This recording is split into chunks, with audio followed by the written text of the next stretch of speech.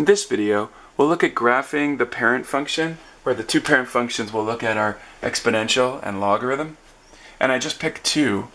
That is, I picked the base y equals 2 to the power of x and log 2x.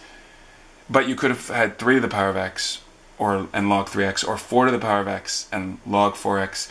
As in, there are many, many exponential parent functions, in fact, infinite amount, and many, many logarithmic functions corresponding to those, again, an infinite amount. Well, there's my graph setup, but before I graph, I need a table of values. So let's put that down here, x and y.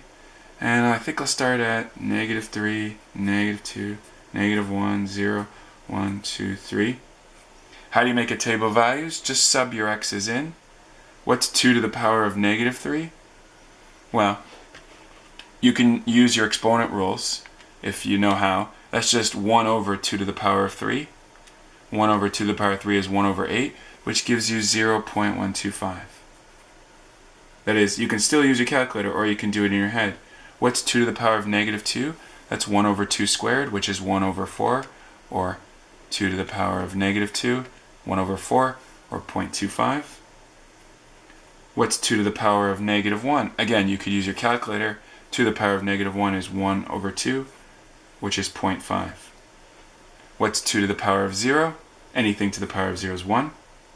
What's 2 to the power of 1? 2. What's 2 to the power of 2? 4. And what's 2 to the power of 3? 8. Alright. I had to pause making my graph because I wanted to see what my scale needed to go up to. And make some ticks. Make sure to label your ticks on your graph so I can clearly see them.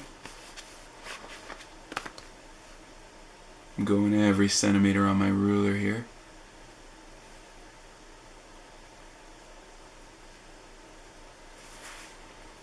And I'll label at least every second tick. Here I'm going to label every tick. I'm going -3, -2, -1, 0, 1, 2, 3. But I'm going to choose a different scale for the y-axis here, which you can do, as I need to be able to go up to 8. So I think I'll go up by well, that's +3, duh. So this is +3, +6, +9, that gets me up to 8. And here I'm at -3, -6, -9. Okay. Let's graph it. At -3, I'm at 0.125, very close to the x-axis. At -2, I'm at 1/4, barely visible, the change there. At -1, I'm at 0.5, so that's halfway up to 1. I'm kind of estimating that 1's around there. And at 0, I'm at 1, so that's here. At 1, I'm at 2, so that'll be about there. At 2, I'm at 4, so that puts me up here. And at 3, I'm all the way up at 8. A classic exponential shape, this nice curve that starts really shallow, but then eventually takes off very steeply. Put arrows on both. That's your exponential parent function when y equals 2 to the power of x. What about the parent function? I think I'll graph it on the same graph actually, but let's make a table of values for that one. Y equals log 2x. And some of you might already understand that this function is just the inverse of this one. That is, you can just take this chart and switch the x and y's. Don't believe me? Let's find out. I'll use the y values here that I got when I did this parent function, 2 to the power of x. And I know inverse functions, so I know I could just switch them. But let's check just to be sure. On the calculator, how do I do log base 2? I've got to do log this number divided by log 2. So I'll write down here what I'm using. So log 2x equals log of the number divided by log 2. That's a formula we learned in the beginning of the unit. So log of 0.125 divided by log 2, and I get -3, as expected. But we'll keep going. Log of 0.25 divided by log 2, and we get -2. Log of 0.5 divided by log 2, and we get -1. Looks like we're safe, but we keep going. Log of 1 divided by log 2, and we get 0. Log of 2 divided by log of 2. Well, that one's obvious. Anything divided by itself is 1. But the whole pattern's obvious now. It's going to work. Log 4 divided by log 2 is 2. And finally, log 8 divided by log 2 gives you 3. And we've got our chart.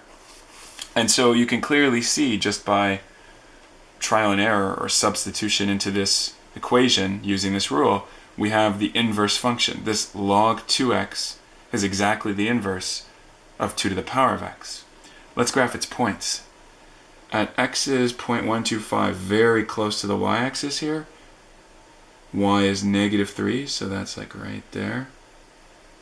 At 0.25x, so come out a little bit. Oh, and on this graph, it's a lot more because the scale is different on the x-axis. So come out a quarter of the way to 1, so that's like at 0.25 on x. That's a quarter, we're at -2, so maybe right here. At 0.5 of the way to 1, come down -1, so that's like right there. At 1, I'm at a y of 0. At 2, I'm at a height of 1. It's like there. And then I'm off my graph. I can sneak maybe one more point on if I enlarge my x-axis. Let's do that. Need at least a centimeter.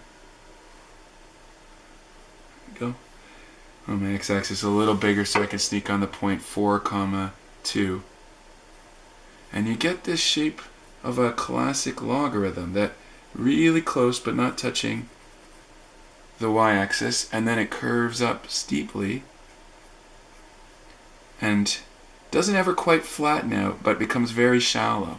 And I don't know if you can see here, it's not the prettiest curve here. I'll try and fix that up a little bit, but there's a nice curve here, and that parallels the same thing happening with the exponential function, only it's an inverse. And there you have it. We've graphed the parent function of an exponential and its inverse, the parent function of a logarithm.